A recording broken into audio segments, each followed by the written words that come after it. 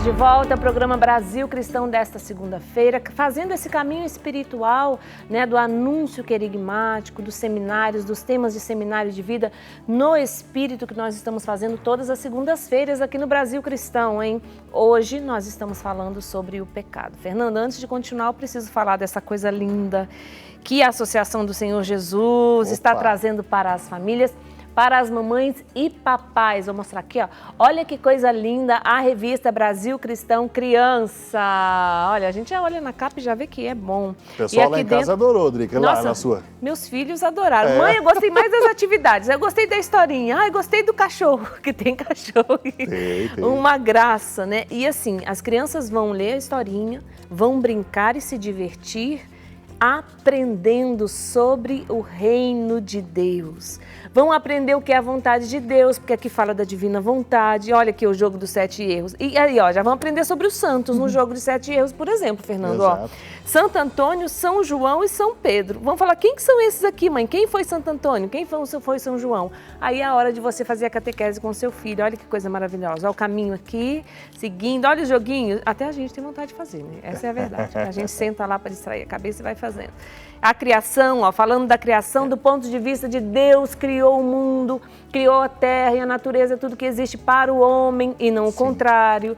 E aí a criança já vai sendo catequizada. A gente, como pai, sente muita necessidade de fato, poder contar com instrumentos que nos ajudem a levar nossos filhos para Deus. Então, a Associação do Senhor Jesus pensou a revista Brasil Cristão Criança como um instrumento para que você, desde pequeno, ensine o seu filho, sua filha, o caminho aonde ele deve andar, para que quando ele for grande, né, ele se lembre e trilhe esse caminho. Isso é semear, né, Fernando? Sem dúvida. Estamos semeando no coraçãozinho deles, estamos ali plantando e eles vão se apaixonando, viu, gente? Porque as crianças gostam de história, as crianças adoram as histórias sobre a vida dos santos, né? Aprender quem eles eram, ver como eles eram os verdadeiros super-heróis, elas adoram. Então aqui está um grande instrumento de evangelização para o seu filho, porque é legal, porque é gostoso fazer, eles vão brincar, eles vão adorar.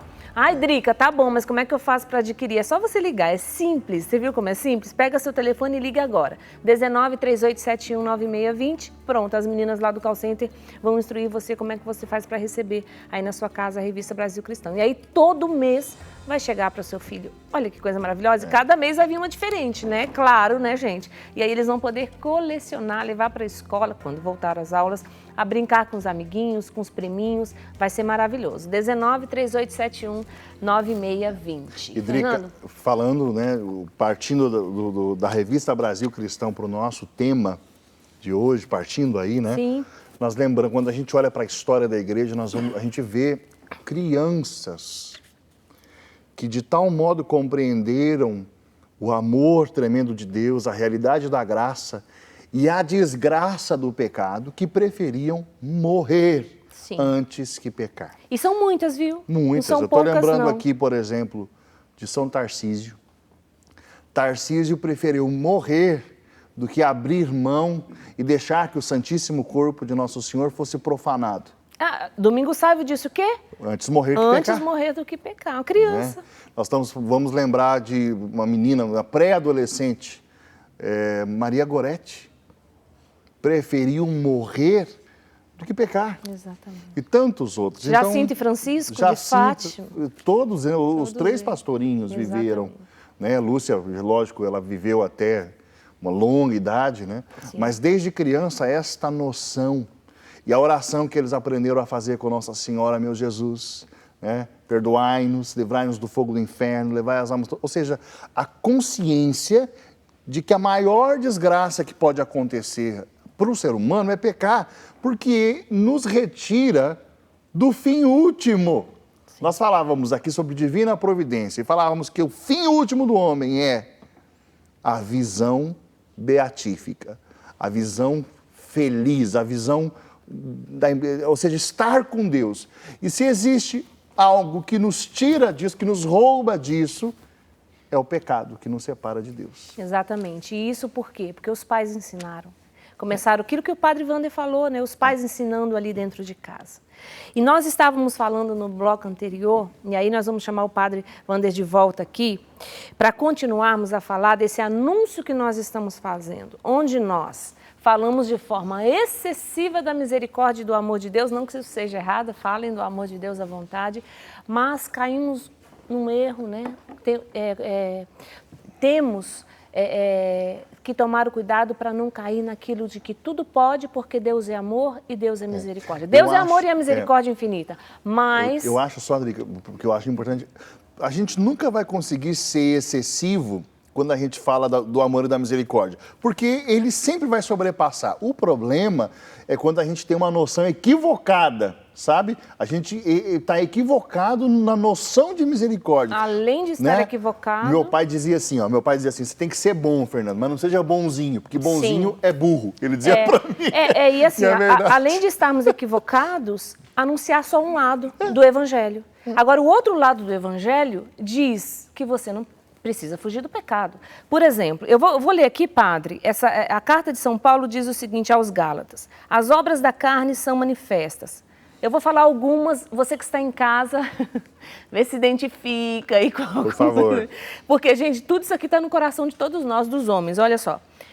Fornicação, impureza, libertinagem, idolatria, feitiçaria, ódio, rixa, ciúmes, ira, discussões, discórdia, divisões, invejas, bebedeiras, orgias e coisas semelhantes a estas, a respeito das quais eu vos previno. Prestem atenção agora o que vem depois. Como já vos preveni, ou seja, ele já havia falado sobre isso. Os que tais coisas praticam não herdarão o reino de Deus. Isso é o quê? Vive no pecado, que o seu salário vai ser o inferno. Só que hoje, padre, tem medo de anunciar o inferno. Não existe ninguém fala de inferno mais, gente. Não. Parece que falar de inferno, a gente já está cometendo um pecado contra a outra pessoa, padre.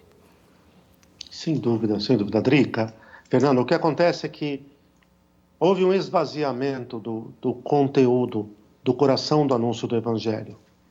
Na quarta-feira de cinzas, quando vai começar o período mais penitencial do ano, o período quaresmal, o período dotado de uma série de graças particulares para uma guinada na vida, se tem o tempo inteiro, todos os dias, a cada manhã o salmista diz que as misericórdias do Senhor se renovam. Quer dizer, não há um dia exclusivo para acontecer a misericórdia e outro não. Isso seria um legalismo enorme, porque Deus é vivo e todos os dias Ele faz novas todas as coisas a quem permite que Ele faça novas.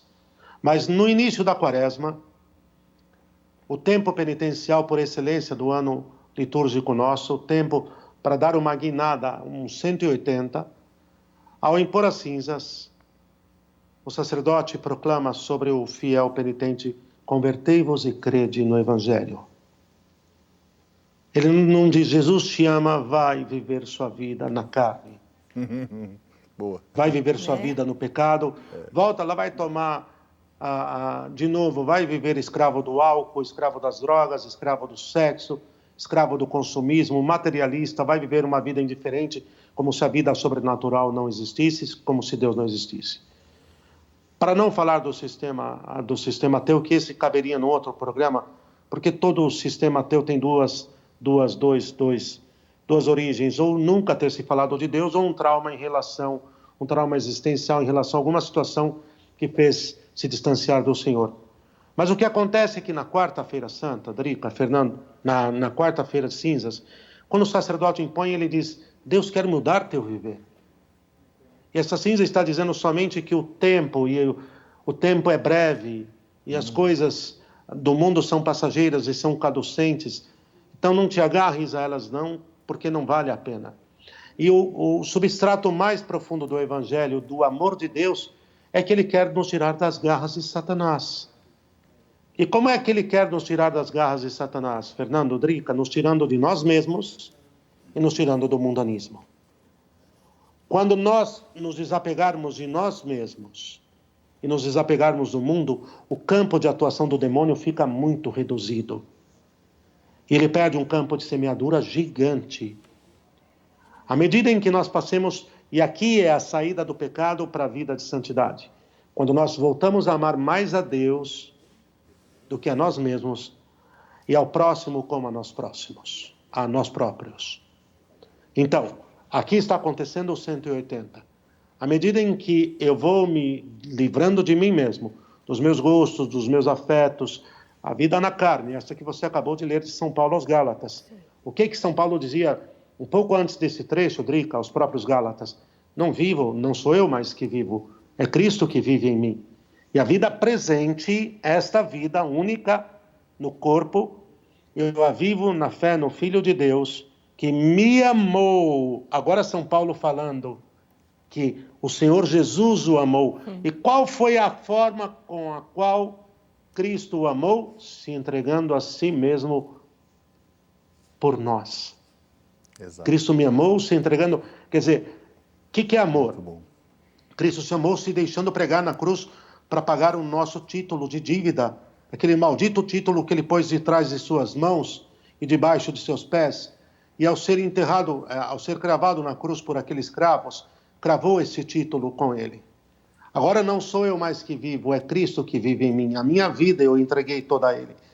A isto se dá o nome de conversão. E as graças que nos vêm são diárias, especialmente pela Santíssima Eucaristia. Mas o que acontece? Fernando, Drica, posso um pouquinho mais? Por favor. Por favor. Por favor. O que acontece é que nós esvaziamos a pregação na medida em que nós deixamos de querer forjar as almas para a glória de Deus, para o céu, para o seu louvor e para o seu serviço, e passamos a entender a igreja como uma espécie de uma agremiação, uma espécie de uma ONG, de convivência social entre as pessoas e no fundo de apaziguamento das suas ansiedades naturais.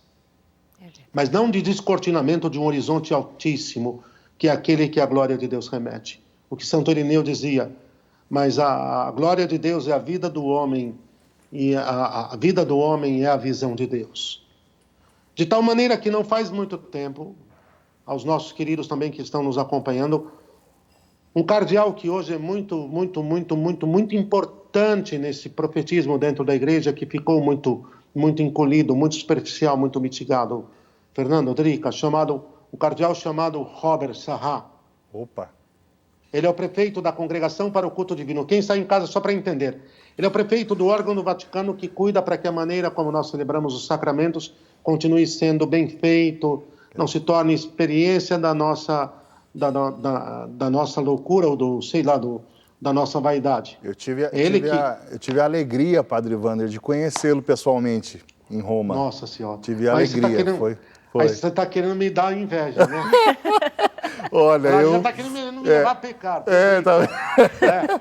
Olha, não me leve a pecar, porque eu quero amar muito a Deus. Ele é maravilhoso. Um santo homem, viu, Fernando? Sim. Um homem humilde, um homem penitente, um santo homem. Sim. E ele disse que a grande ave de rapina, aí, o grande falcão, a grande teia de aranha, é nós termos ensinado a misericórdia desvinculada do apelo que ela traz a amar aquele que é misericordioso para conosco. Sim. É isto. Né? Quer dizer, é só receber, mas não querer em nada retornar o que se recebe. E aí cai naquilo que o senhor estava falando, né, padre? Que é essa pregação de autoajuda que nós temos ouvido por aí. Aguada, Drica, uma pregação de única, exclusiva intencionalidade de levar as pessoas a... O tipo de pregação que nós fazemos hoje, eu posso fazer aqui um midrash, uma adaptação da Escritura? Por favor. O tipo de pregação que nós vivemos hoje, Drica, Fernando, é aquele que dizia assim, nossos amigos, é aquela que diz assim, como se Jesus chegasse a pecador e dissesse, olha, você está nesse pecado, mas tudo bem, olha, fica em paz, você é muito amada, fica tranquila, volta. Inclusive faz o seguinte, corre de volta lá para os seus amantes, se entrega ainda hoje a eles de novo, que eu estou com você. Exatamente isso. Eu te amo do jeitinho que você é. Você é, né? Vai, né? Isto. Pode voltar a chafurdar na lama. Vai de volta lá para a sarjeta que eu vou continuar te amando. Então Jesus apontou e disse, vai. Isso sim, Fernando, está lá. Isso sim. Não peques mais. O que ele está dizendo com isso? Ele é onisciente. Ele sabe da nossa natureza. Ele diz, vai e luta por agora viver de acordo com o perdão que acabou de receber de mim. Isso quando a pessoa não vai no confessionário e o padre diz para a pessoa, isso aí não é pecado não, né?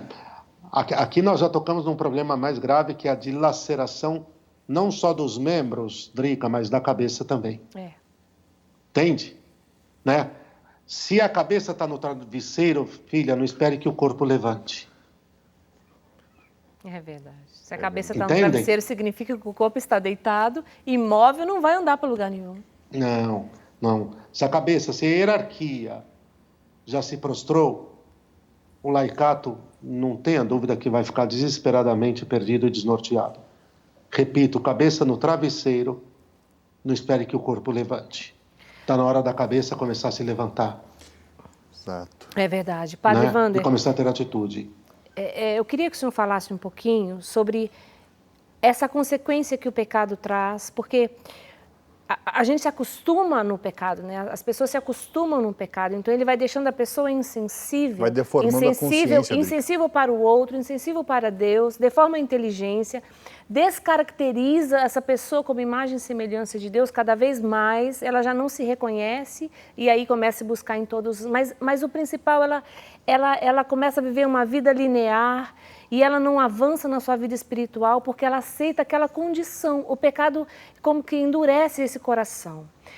Essa seria uma das mais graves consequências do pecado na vida do homem. Claro, né? Tem o inferno lá na frente, mas queria que o senhor falasse um pouquinho dessas consequências, do perigo que é nós permanecermos no pecado.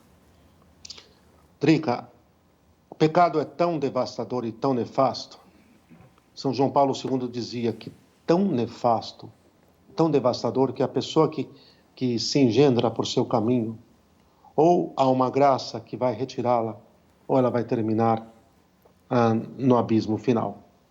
Pecado não é qualquer coisa. Pecado é um mal por excelência.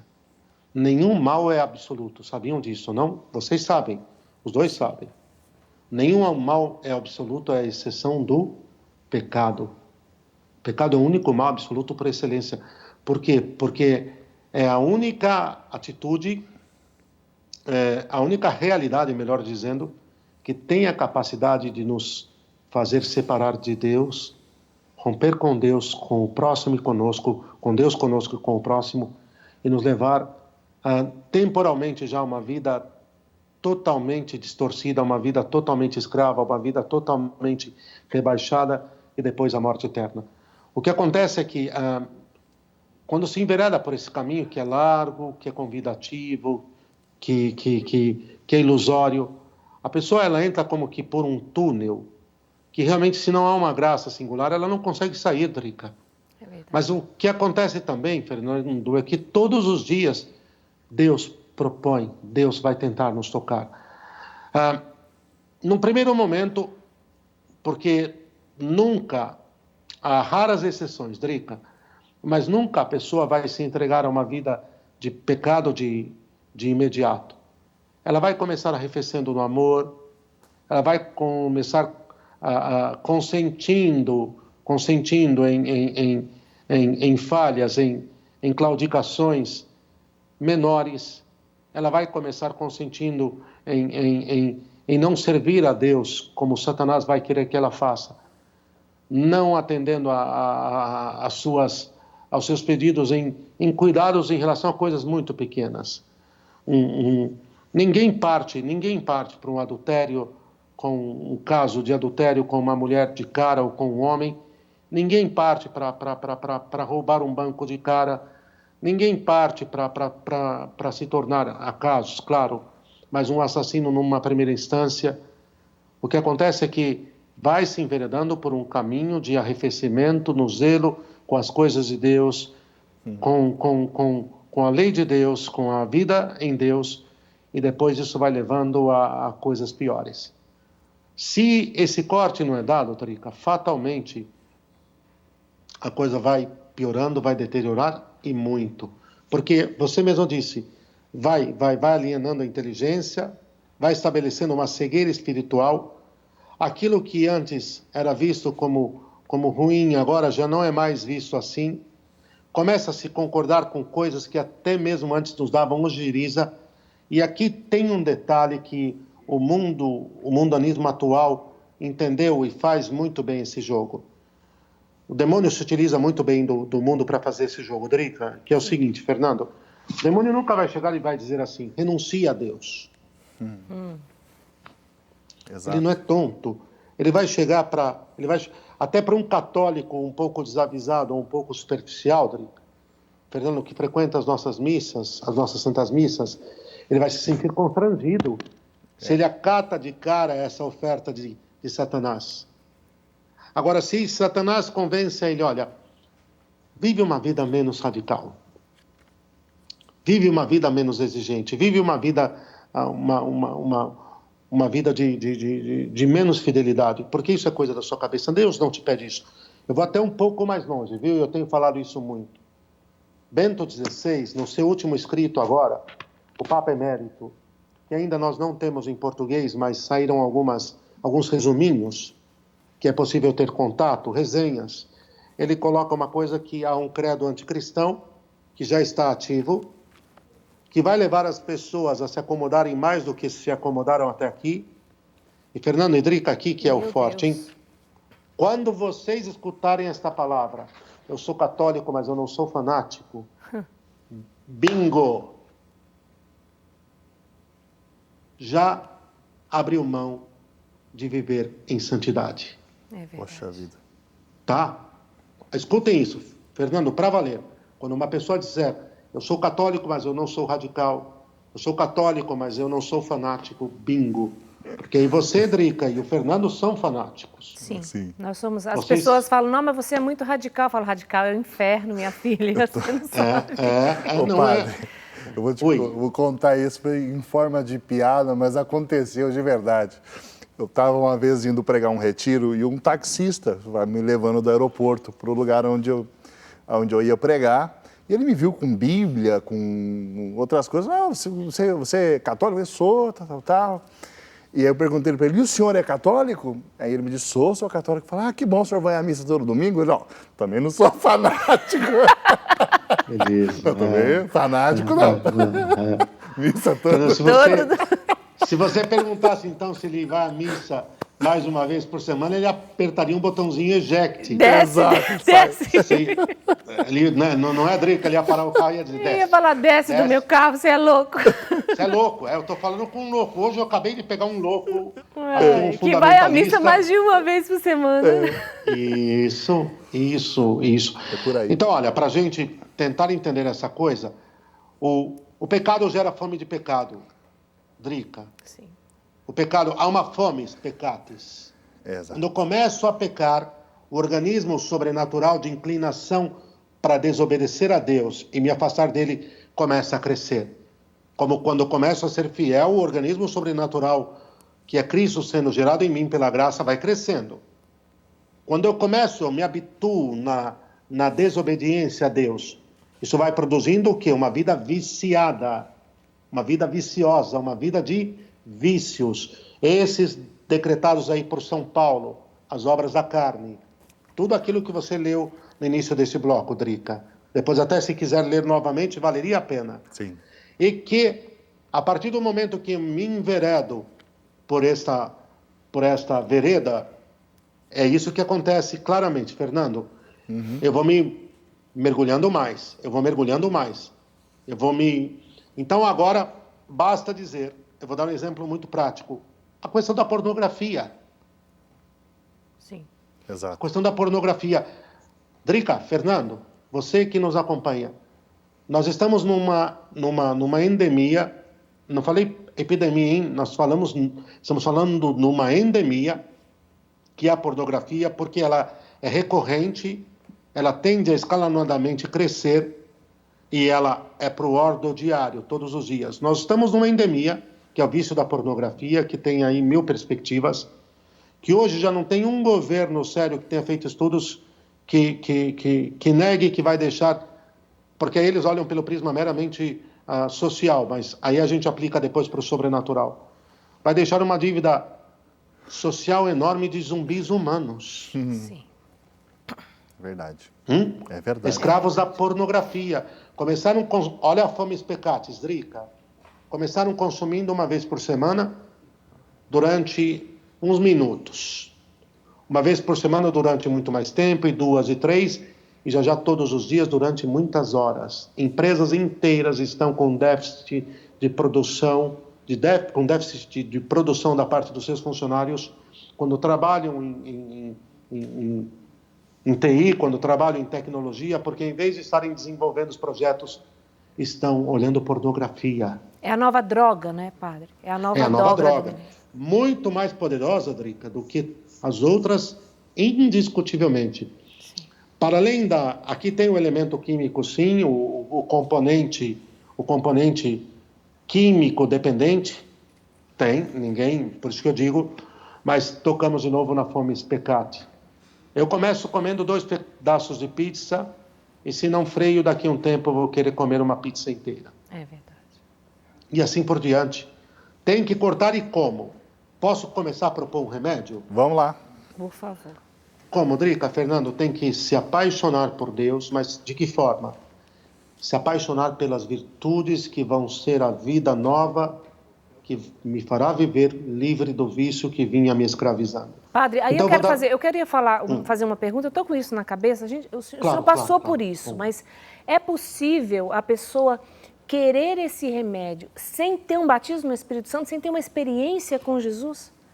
Mas sem o Espírito Santo não sai nada, Drica. Impossível. Jamais, Fernando. Jamais. Ou o Espírito Santo assume as rédeas do meu viver, ou não tem novo homem nascido do coração de Deus. É impossível. O que se fará na igreja até o fim dos tempos e até o fim do mundo, se fará por obra do Espírito Santo. Os últimos tempos é que o Espírito Santo gere por meio de Nossa Senhora uma nação, uma pleiade de santos. Ou seja, sem me entregar à obra do amor de... E o amor de Deus tem um nome, é a terceira pessoa da Santíssima Trindade. O amor de Deus tem um nome. Sem me entregar às mãos do Senhor e vivificador, como São João Paulo II chamava. São João Paulo II chamou, numa herança das grandes catequeses dos padres da igreja, chamou a terceira pessoa da Santíssima Trindade de Senhor e vivificador. É o credo, né? O símbolo niceno. Exato. Creio no Espírito Santo, o Senhor que dá a vida. Se o Espírito Santo, Drica, não me der a vida, não tem de quem eu vou receber. Por que Santo Efrem falava que quando eu comungo, eu como fogo do céu? É que, de fato, embora eu estou comendo a carne e bebendo o sangue do Filho de Deus, vivos no Santíssimo Sacramento, mas com ele vem o Pai e o Espírito Santo. Sim. Isso é doutrina sólida e mínima. Então ele infunde o amor dele em mim. E qual é o amor de nosso Senhor Jesus Cristo? É o Espírito Santo. Qual é o amor dele pelo Pai e do Pai por ele? Então pensar em ter uma vida nova sem o batismo do Espírito Santo, ou se quiser usar um outro termo, né, Drica? Sem a vivificação dele, que é a mesma coisa. Sim. Sem deixar ele mover-se em nós, sem abrir as velas do nosso viver, sem abrir as velas dos dons, para ele nos impulsionar para frente em direção ao porto eterno da salvação, não tem o que fazer. A gente não sai do lugar, né, padre? Impossível. Então tá aí a necessidade do anúncio da parresia, que nós falávamos aqui no intervalo, que nós temos que ter, nós evangelizadores, a igreja, os padres e todo mundo. Drica, aquela noite, Fernando, nossos amigos que nos acompanham. Sim. Numa noite, um ancião de 70 anos, aproximadamente, foi procurar Jesus em Jerusalém. Na calada da noite. Ele era membro do Sinédrio. Ele era membro daquele grande clã que era a classe dirigente de Jerusalém, chamado Sinédrio. Esse fariseu, membro do Sinédrio, foi procurar Jesus e perguntar para Jesus o que ele deveria fazer. E Jesus disse para ele, se não nascer de novo, não verá o reino dos céus. Nicodemos, né? Nicodemos, Drica. Nicodemos. Drica, passou da hora da gente dizer de novo para as pessoas, se não nascer de novo, você não verá o reino dos céus.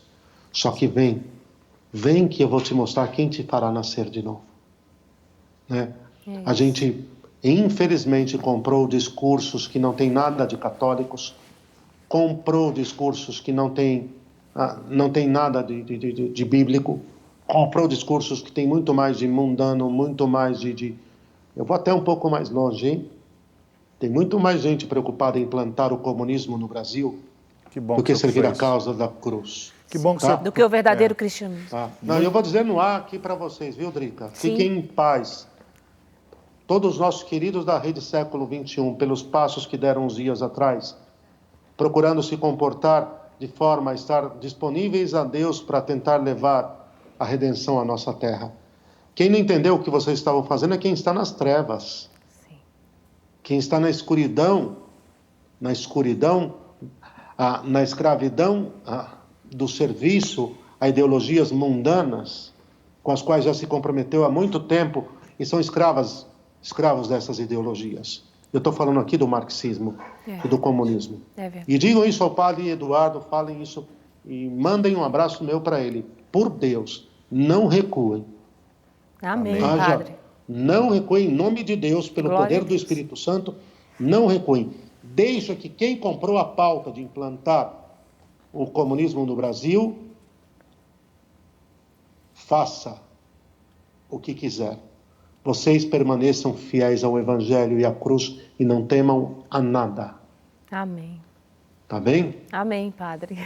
Muito Existe essa posturas diferentes, né, Padre, em relação à realidade do pecado. A gente falava aqui, primeiro, dessa atitude, eu diria uma atitude soberba, de nós olharmos, olha, eu não pequei, eu não peco, o pecado está fora de mim, o pecado é a sociedade, o pecado é uma atitude... Eu não mato, eu não roubo. Exato, é sempre o outro, é sempre fora de mim, uma atitude soberba, nós já havíamos falando aqui sobre isso. Depois nós falamos também a respeito da atitude indiferente, o fato de que exista ou não Deus, ou o fato de que peque, ou seja, tanto faz. E nós começamos a conceber um homem acima do bem e do mal. É aquela frase de Nietzsche, olha, Deus está morto, viva o homem, e nós estamos acima desse conceito moral de bem ou de mal.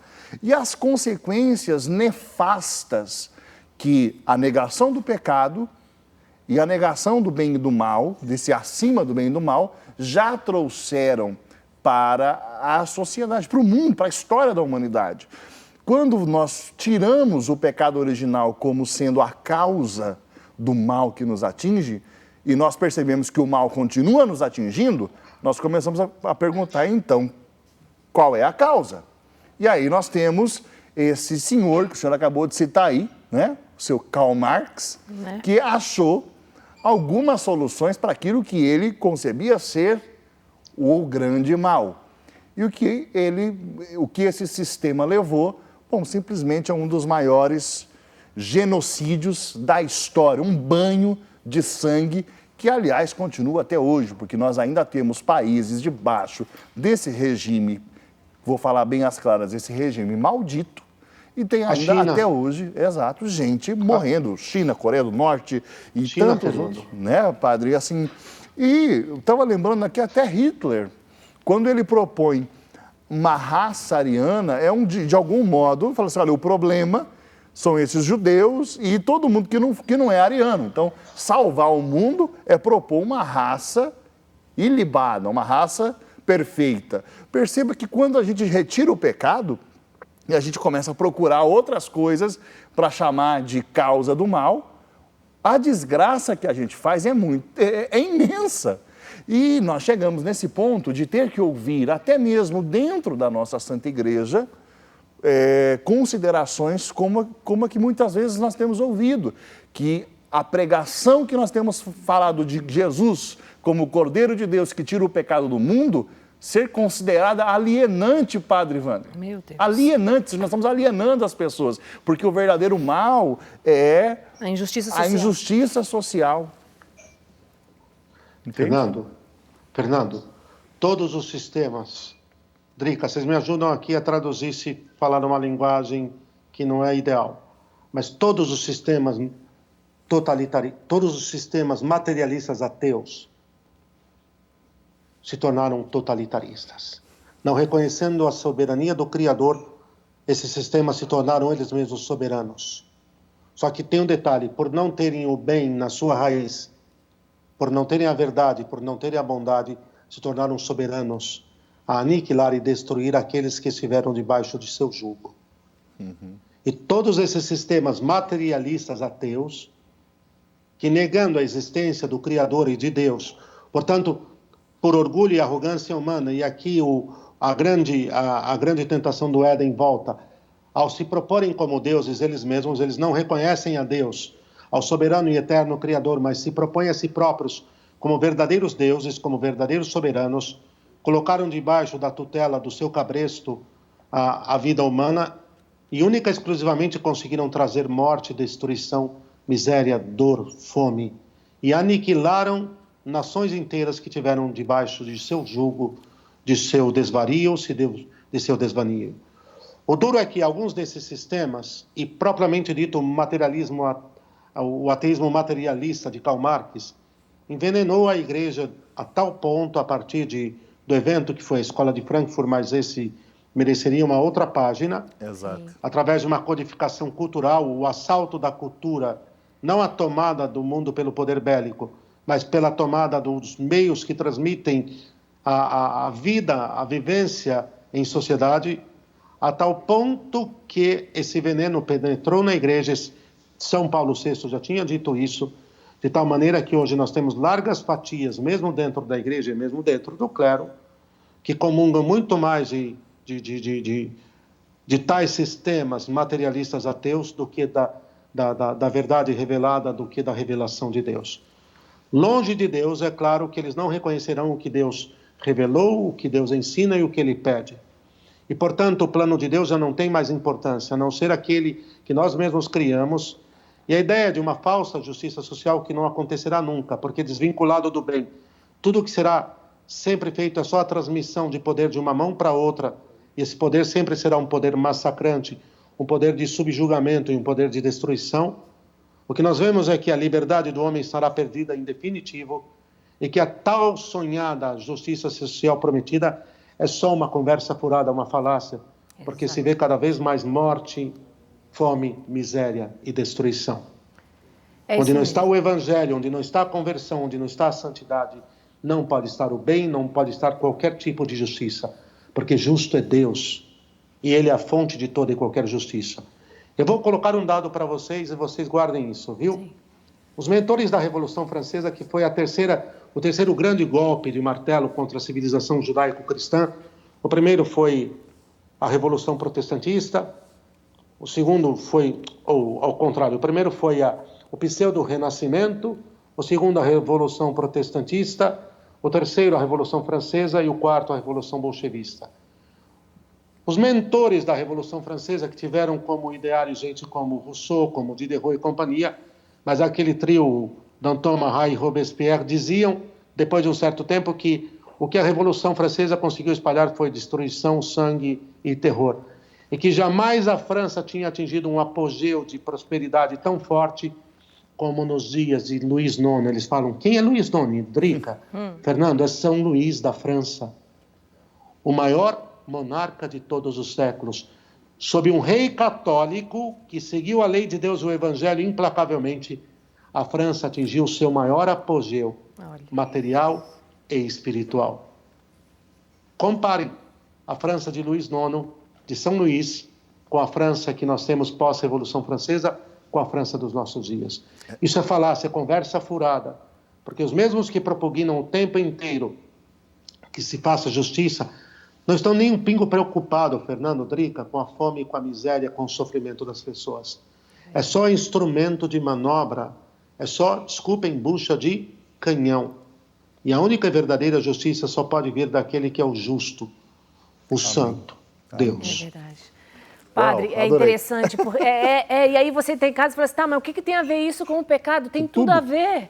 Tudo porque um pouco mais. Exatamente, se nós não entendemos a nossa necessidade de salvação, que vem de nosso Senhor Jesus Cristo, e Ele é o único que pode nos salvar, nós vamos acreditar que um plano de governo pode nos salvar. que um plano mundial pode nos salvar. E aí nós vamos julgar as coisas que estamos vendo de forma equivocada por causa da nossa deficiência em entender que nós somos necessitados de salvação, mas a única pessoa que pode nos salvar é nosso Senhor Jesus Cristo. Você entende que nós precisamos reconhecer isso, senão tudo isso que o padre Wander acabou de falar é capaz de chegar aqui no nosso país e nós vivemos subjugados por toda essa ditadura ideológica que tira Jesus Cristo da jogada e tira o nosso Salvador da jogada, não é? Ai, meu Deus! Drica, Fernando, a primeira operação de todo o sistema totalitarista é a supressão do culto a Deus. Ponto. Ponto. Nós vamos... Padre, você pode continuar conosco no próximo bloco? Vamos até que horas? Nós vamos até 5. Não, até antes um pouquinho. Só mais 10 minutinhos para nós falarmos de como redimir isso, da redenção, do remédio. Nós vamos falar do remédio no próximo bloco, então, para você que está nos acompanhando. Nós vamos fazer um intervalo, envie sua mensagem, ligue para nós, que já já a gente volta.